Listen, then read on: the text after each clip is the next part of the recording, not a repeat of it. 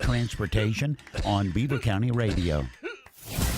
You're listening to 99.3 FM, presented by St. Barnabas, in addition to 1230 WBVP Beaver Falls. Welcome to the Best of Beaver County, presented by St. Barnabas, a weekly segment dedicated to putting the focus on the amazing things and the amazing people behind them in Beaver County. The Best of Beaver County is sponsored by and content is provided by St. Barnabas. The show airs every Thursday from 11 to 11:30 on WBVP, WMBA, 99.3 FM, and Facebook Live. Now, with no further ado, let's welcome host Mike Romai to introduce today's program. Good morning and welcome to the Best of Beaver County on the St. Barnabas Radio Network. I'm Mike Romai. We get together once a week every Thursday at this time to talk with interesting people and learn how they got to be where they are and basically what they bring to Beaver County to make our lives more enjoyable. And that is the reason we invited our guest on today. Becca Neighbor is the Director of Waste and Sustainability here in Beaver County. Did I get that right, Becca? It is. Sustainability is quite a mouthful, isn't it, Mike? Well, yeah, I got that lisp, and you wouldn't think I'd get into radio, but there it is.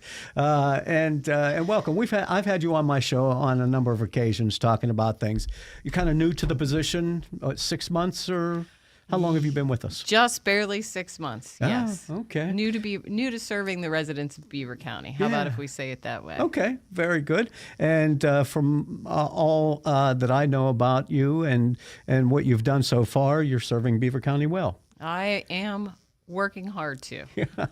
You went to Slippery Rock University?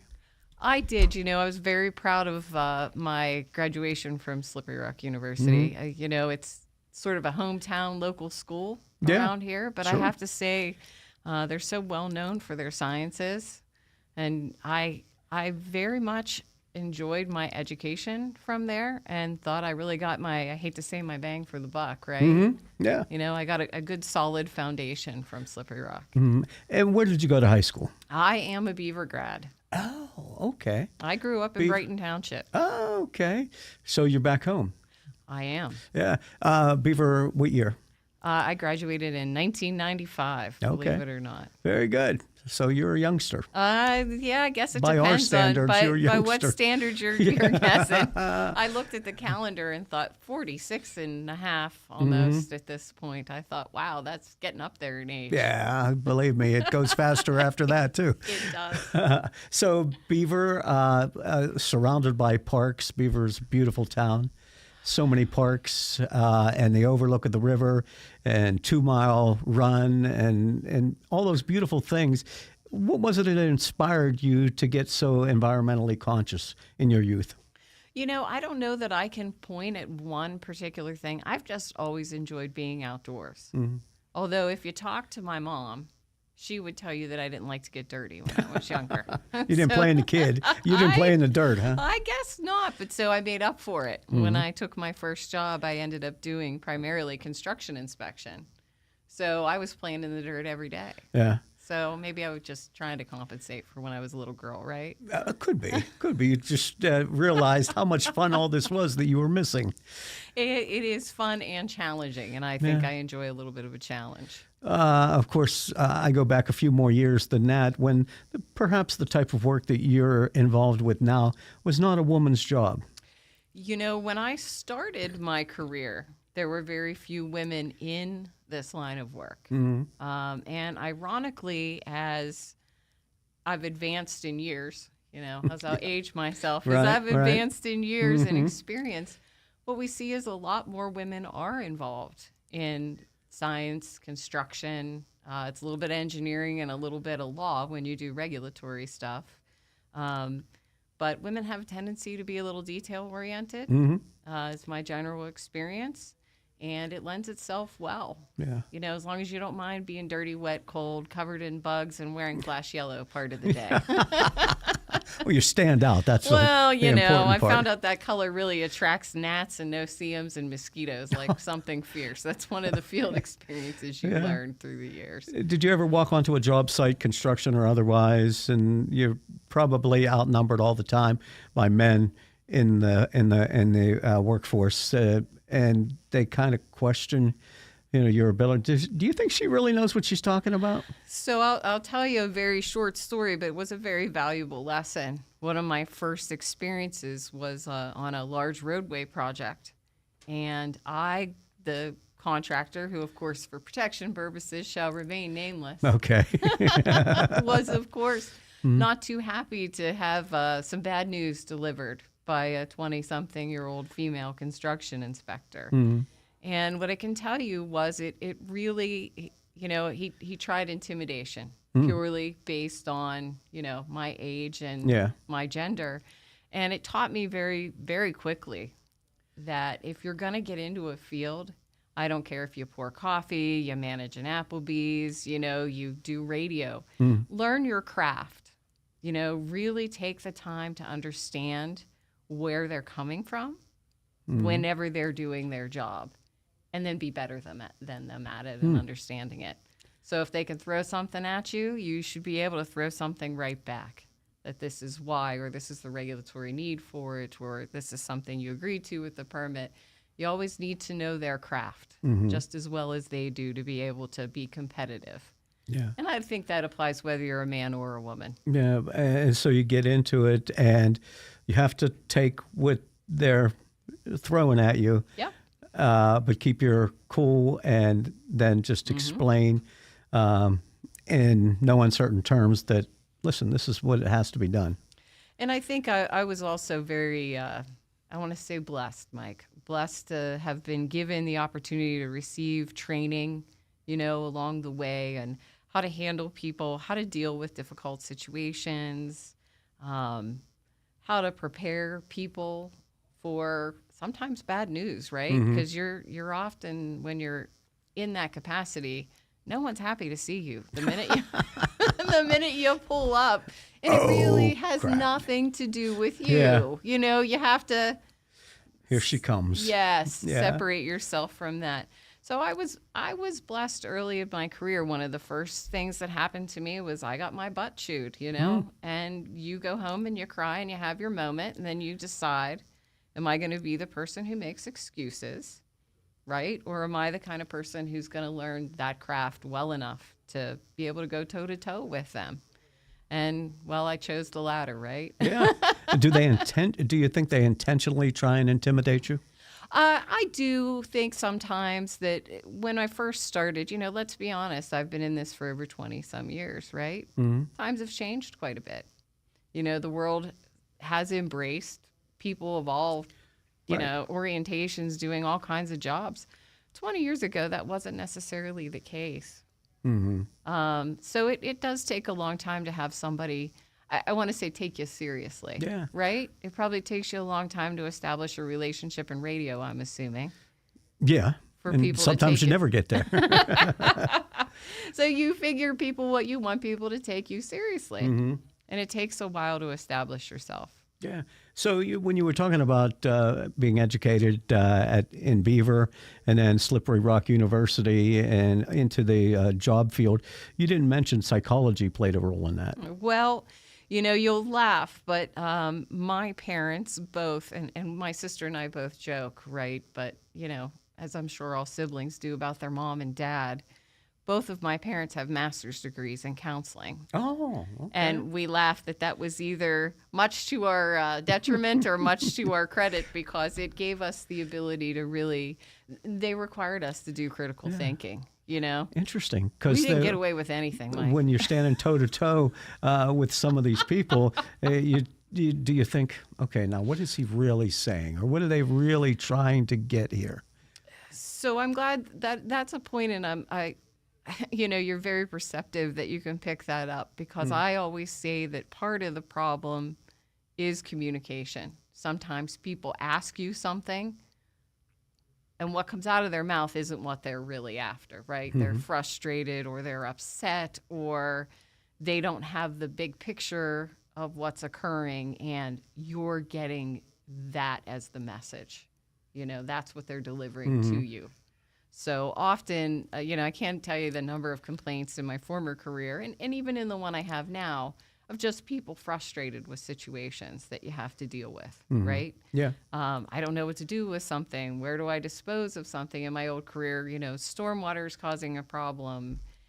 There's often that element of just simply not understanding what's occurring and what's happening with them.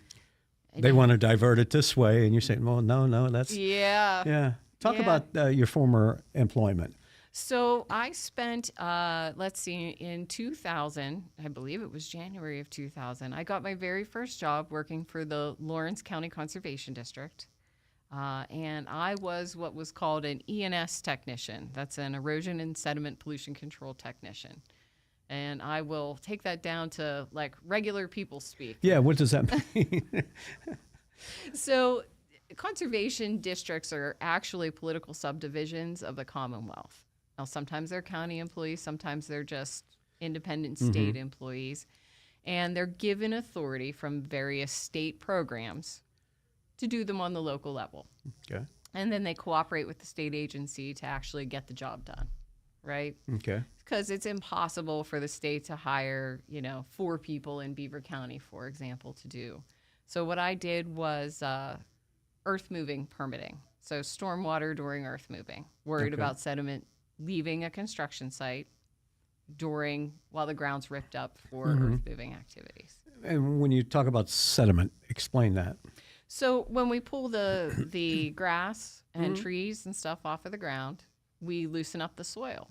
And, I'm sure you've driven by a construction site at some point, right? Sure. What do you see most of the time when you're there, when you drive by it?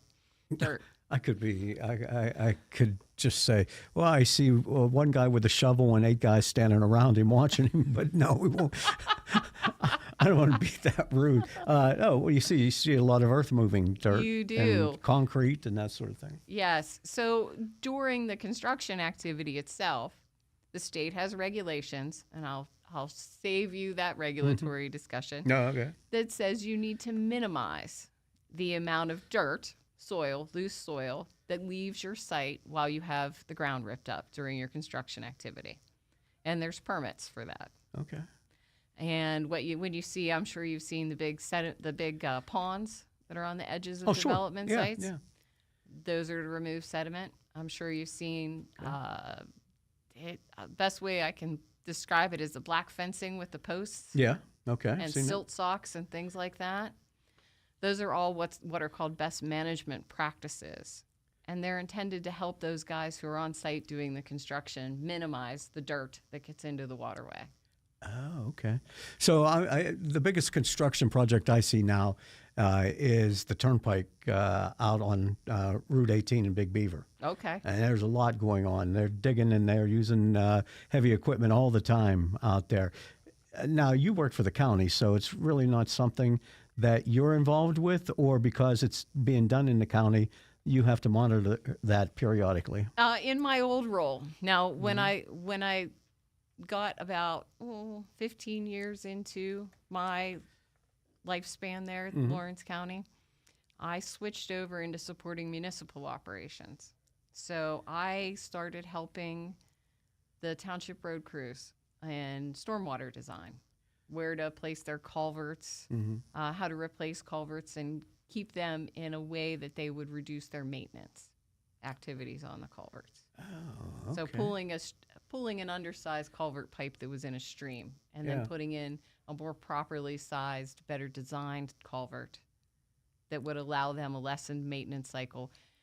And you're probably thinking, well, how is that environmental? Well, believe it or not, if you properly install these things, you have less impact on the stream that's underneath the road. Okay. So I was doing that type of work, and then I accepted a job in recycling with Beaver County. Yeah, So now okay. totally different.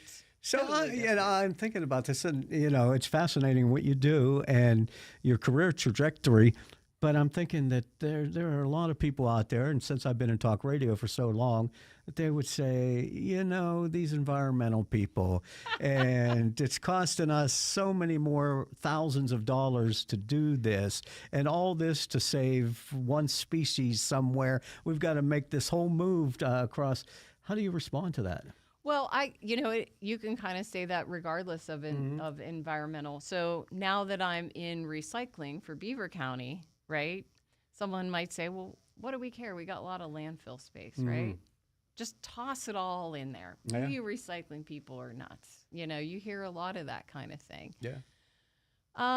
What I would say is that, you have to look at a total cost, right? We all as human beings have a tendency to only think about what it costs us right at that second, at that exact moment of purchase. So we'll use the culverts because that's my old line of work, for example. So we take an old culvert out that's failing, right? And people would go, okay, so you just put the same size culvert in. Don't worry about improving it. Don't make any improvements there. It'll be cheaper. Mm-hmm. But what you're not thinking about is how many times did you have to pay a township supervisor and a road crew to go down there and clear that culvert or clean that culvert out because it wasn't properly sized? Yeah. How many times did the stream bank fall in around that culvert and it have to be repaired? Well, that's equipment costs, and it's the same sort of thing in recycling. Okay, we'll get to that. And you're talking about culverts and storm drains, and my mind goes to, well, there was a bridge in Pittsburgh that collapsed recently because they weren't cleaning out the storm drains, right? That was quite a hot topic on the news, and isn't that sort of how do I want to say it? It's a good way to start thinking about what I just said. If we don't do the maintenance costs money, right? Right. If you don't do the maintenance on things, they fail quicker and you have to replace them more. So then you end up spending just as much, if not more. Okay. But people don't often, don't. It's going to cost me more money to do that. Yes, but it actually reduces the maintenance cycle typically if you do it better one time. Okay. Do it right the first time. Yeah. Right? Isn't that something our parents told us? Our guest is Becca Neighbor. She is the Director of Waste and Sustainability in Beaver County. And we'll continue our conversation on the Best of Beaver County on the St. Barnabas Radio Network. Oh my goodness, Amy, it's so good to see you. Jennifer, how are you? I'm fine. How are you? Is your mom doing any better? Thank you for asking. I don't know if I can answer without being emotional. I'm sorry. I'm just tired and worried. I can't always be there for her, and it's so stressful. I really understand. That's how I was with my dad. I'd recommend calling St. Barnabas. We did. We started with just having them come in for home care. He was so excited to see them show up. And when he needed more, we were able to move him in at Beaver Meadows, where he still has his own home-like space and excellent care. Thanks for telling me that. I don't even know how to start, but I have to do something. Oh, you can just give St. Barnabas a call. They have directors that can explain how it all works. Trust me, you'll feel so much better, and so will your mom. I'm so glad I ran into you. Visit stbarnabashealthsystem.com or call 724-443-0700 for care apart from the ordinary. This is the Best of Beaver County on the St. Barnabas Radio Network. Our guest is Becca Neighbor, Director of Waste and Sustainability in Beaver County, recycling and a whole lot of things. Very much success Becca has achieved in her short time here in Beaver County with the recycling program, and we haven't talked about that, but I know we had you on the program. It might have been last spring when you were putting together this recycling project, and it was hugely successful, which means that there's a lot of waste sitting around Beaver County with no place to put it, or people are just lazy and say, I'm not taking it down there. Well, what you're finding a lot with the waste industry is that there are a lot of materials that are dangerous for them to handle, right? I don't know how closely you follow the news, but here in the last couple months, you've probably seen fires where garbage trucks have ignited on fire. That is from lithium-ion batteries.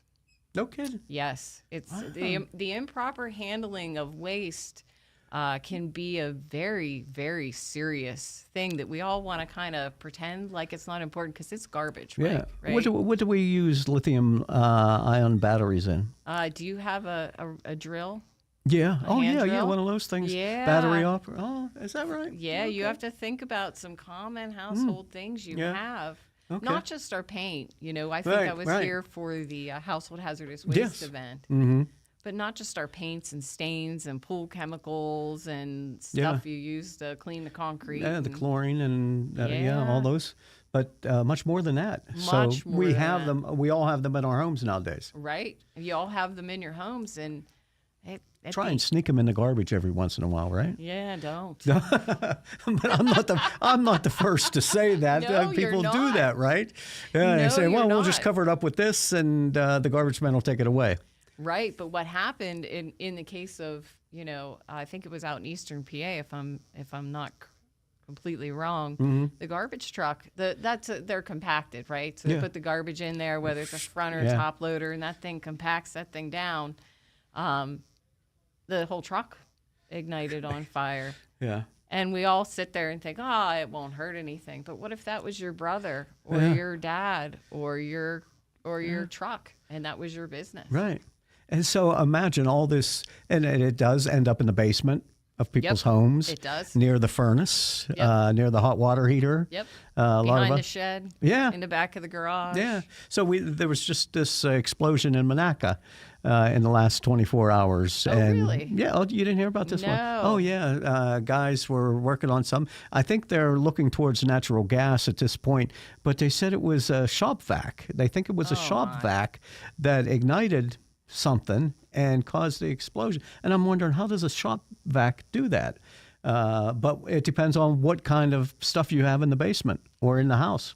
Yeah, the people, we all we laugh, and even, and I'll probably tell you something you didn't know, but every 10 years, Beaver County has to do a plan.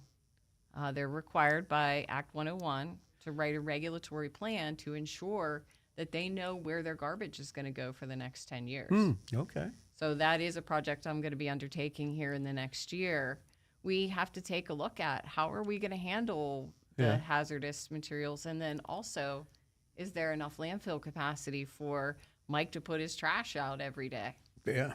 Yeah, I hope so. I do can't bury it too. in the backyard, but people used to do that. There are things that you don't think about, and along every industry, it's kind of fascinating. But eventually, we really have to start thinking about how big is this hole we're burying this stuff in, right? Yeah, and so you're dealing with all that stuff down at the recycling center.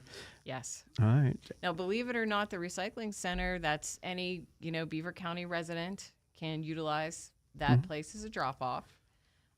We handle electronics. We handle what they call commingle in the industry. Commingle? Commingle, Okay. which is plastics 1s and 2s and bimetallic steel and aluminum cans.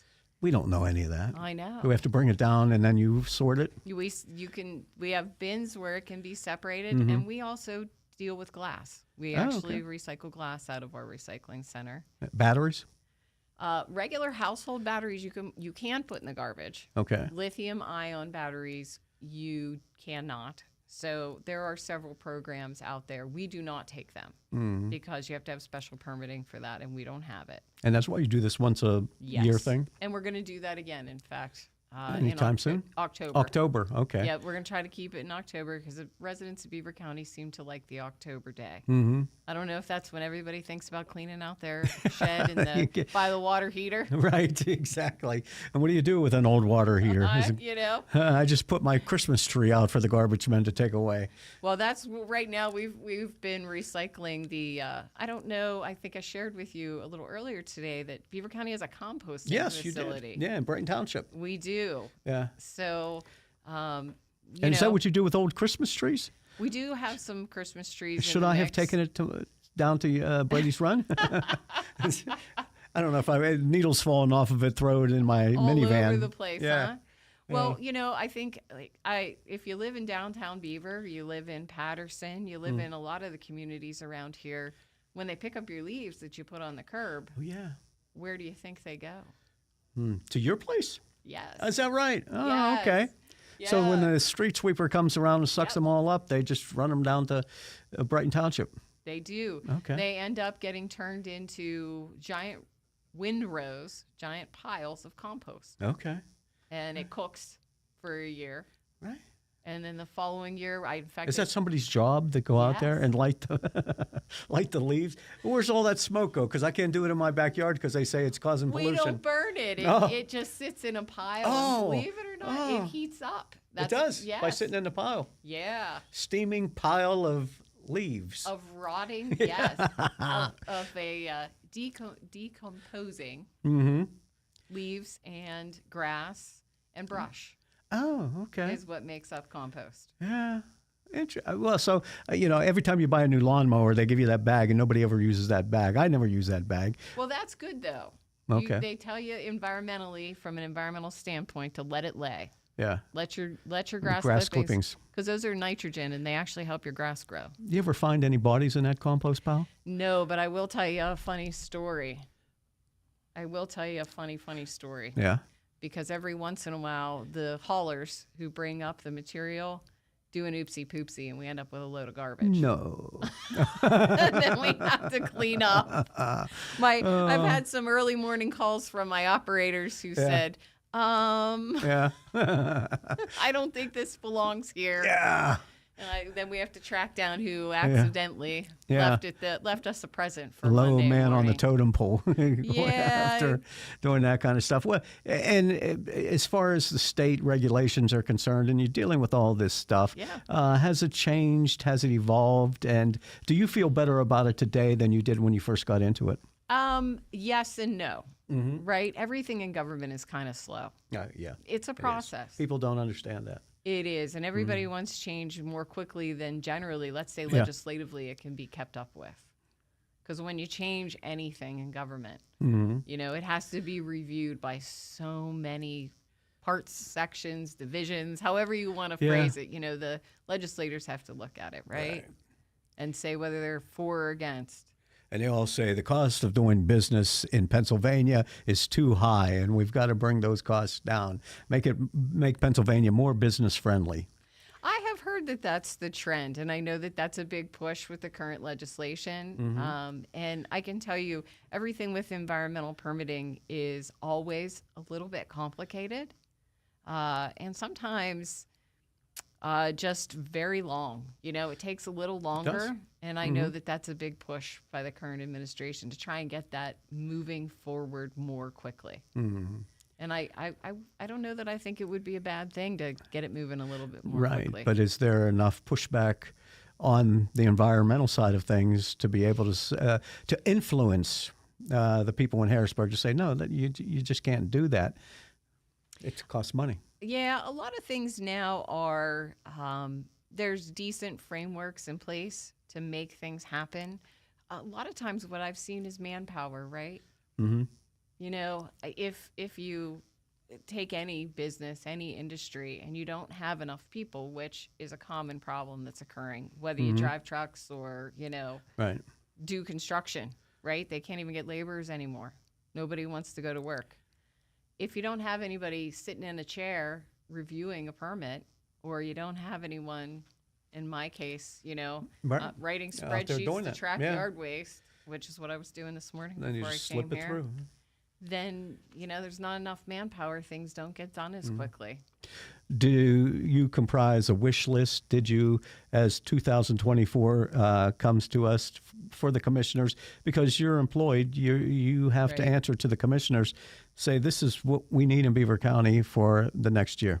We do. Part of my job is to look at the operation of the compost yard and the recycling center and say, I need, so much of a budget to fix the trommel screen that passes the compost, and I need new skid shoes for my Bobcat. So we propose a budget every year for their review. One of the budget line items was I need to hire a consultant to help write this plan so that Mike has somewhere to throw his garbage away, right? Yeah. Did they approve that? They did. Very Thank good. goodness, because I want to throw my garbage away too. Becca Neighbor is the Director of Waste and Sustainability in Beaver County. It was good knowing about you and how you moved up through the system. Hopefully you're going to stay in Beaver County a lot longer, but who knows what your career path holds for you, right? Hey, I'm here now, and I'm trying to work hard for my my residents. How's That's right. that? Very good. It sounds great. Thank you, Becca, for being with us. You're welcome, Mike. It's the best of Beaver County on the St. Barnabas Radio Broadcasting Center. I'm Mike Romai. We'll do it again next Thursday at 11. Thank you for listening to the Best of Beaver County. St. Barnabas is pleased to have provided content and sponsorship for the program. Tune in this Sunday at 11:30 for an encore presentation of today's program on Beaver County Radio. And next Thursday at 11 for another edition of the Best of Beaver County on WBVP, WMBA, and 99.3 FM. Beaver County Radio's news source, 99.3 FM, along with 1230 WBVP, and streaming at beavercountyradio.com. Good morning. On this January 11th, 2024, the Beaver County weather forecast is calling for partly cloudy skies today with a high of 42 degrees, and it's going to be our nicest day over the next several days. We'll explain the full details of your Beaver County weather forecast following this look at news. An explosion took place at a home in Monaco Wednesday morning. Here's Beaver County Radio's Curtis Walsh with the details. An explosion occurred at a house on McClellan Street in Monaco Wednesday morning. Chief David Puri of the Monaco Police Department told Beaver County Radio 2 men were taken to the hospital for burns. Initial call was that there was an explosion and there was 2 men that were burned. When we got here, both of the men were conscious and alert, and they had some burns on their bodies. The current state of the victims is not known at this time. When crews arrived on scene, a small fire was still burning and firefighters extinguished it. Initially, there were concerns over the amount of ammunition in the home, as one of the men is a licensed arms dealer. One of the men also told police they had a water leak overnight and a crew was working to clean it up. Due to the uncertainty of the cause, the bomb squad was called in. The bomb squad determined that the ammunition most likely did not have anything to do with the blast. The chief says at this time, evidence indicates that a gas leak was most likely responsible, possibly triggered by the operation of a shop vac. They looked at everything and they said it's not likely at all that the ammunition had anything to do with this. This is most likely a gas leak. The state fire marshal is investigating the cause of the explosion. From Monaco, this is Curtis Walsh reporting for Beaver County Radio News. While several communities across Beaver County have been using American Rescue Plan Act funds to rejuvenate their business culture following the pandemic shutdown, it turns out that some communities haven't spent any money at all. This was spoken out loud by County Solicitor Garen Fidelis at Wednesday's work session as he spoke about the next steps for those communities. Right within the next week, a letter is going to be sent out to those communities who have not spent any money at all, asking for a detailed plan as far as what they plan to utilize that money for, get us any contracts that they have signed, any bids that they have signed,